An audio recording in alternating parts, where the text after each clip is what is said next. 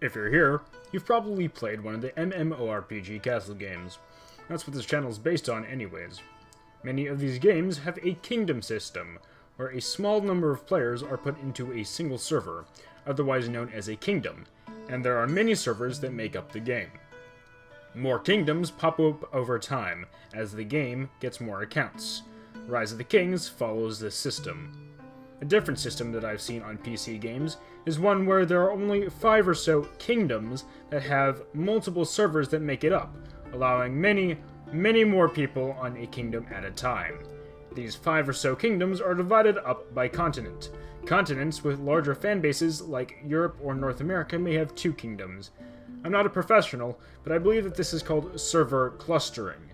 I'm going to call these a clustering system. I'm going to focus on the kingdom system because these are the most common and a lot simpler for developers. Here's a simple fact. A kingdom in the kingdom system will most likely die. By this, I mean 80% or so of the players that are supposed to be in there will leave, going to another kingdom or another game. This is a problem. A problem for players, a problem for developers, and a problem for investors. Some kingdoms won't die. Probably the most prominent numbers. Kingdoms 1 to 10 will probably live on. Kingdom 100 will probably live on. But that still leaves 89 other kingdoms that are going to die eventually. The death of a kingdom is inevitable, especially with the way game mechanics typically work. In a clustering system, you are put into the same kingdom as everyone else, no matter when you join. In a kingdom system, players are put in a specific server in a short interval of time so that they will grow at a relatively same rate. For example, all players that join in a week will join a specific kingdom, then the next week, another kingdom is automatically made. You might think, hey, that's not fair. The new small kingdoms in the clustering system don't have a chance against the super powerful ones. That's because in the clustering system, the larger castles are either not permitted to attack smaller castles or suffer extreme penalties when they do so. It is necessary for the game to be balanced. Many kingdom systems don't have this game mechanic, which is what can cause many kingdoms to die. A single player who spends $500 to get ahead early game in a kingdom system can make it so that 50 players want to quit. Those 50 players may spend little amounts of money or none, but either way, the kingdom and perhaps even the game can lose player base.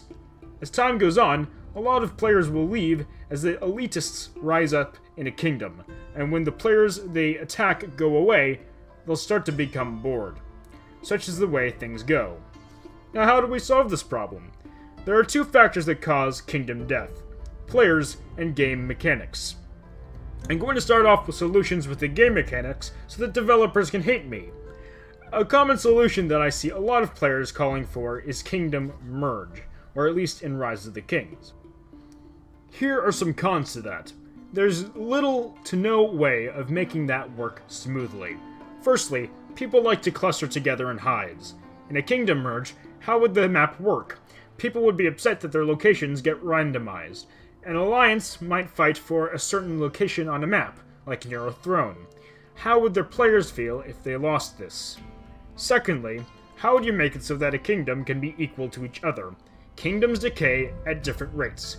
Kingdom 56 could still have 1,000 players still because of some circumstance, while Kingdom 57 could only have 600. Who knows? Alliances from Kingdom 57 will have a major disadvantage. Thirdly, if anyone gets upset for any reason and they link it to a kingdom merge, they will blame it on the game itself for allowing a merge instead of blaming it on the kingdom. The player will leave the game as a whole, as opposed to restarting the game in another kingdom. I like to think that a merge is out of the question. Another option is creating new game mechanics that are similar to a clustering system. This is where the developer will shake their head at me, but here's just a proposal. Firstly, stop creating more servers, or at least stop at a cool number and fill up servers that are dying. Secondly, make it so that players will suffer penalties for attacking castles that are much smaller than them, or are straight up unable to. This kind of system would require an entire reworking of the game's mechanics, meaning long nights for developers, so it's probably an unlikely solution. But if a kingdom system game decides to adopt it, I'm certain that it would reduce the average outflow of players. Developers can only do so much, and players are a large problem as well. Players can adopt certain rules of war when it comes to these war games. For example, posting coordinates in Kingdom Chat can be considered as a kind of war crime, or attacking a declared ally. If a game has a designated event where attacks should only take event, like a kill event, attacks should be for the most part only during that kill event. It makes the game fair and predictable, and will slow the eventual death of your kingdom.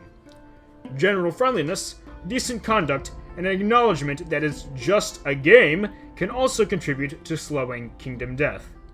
But much like a person's death is inevitable, a kingdom's death is as well, or at least in my opinion.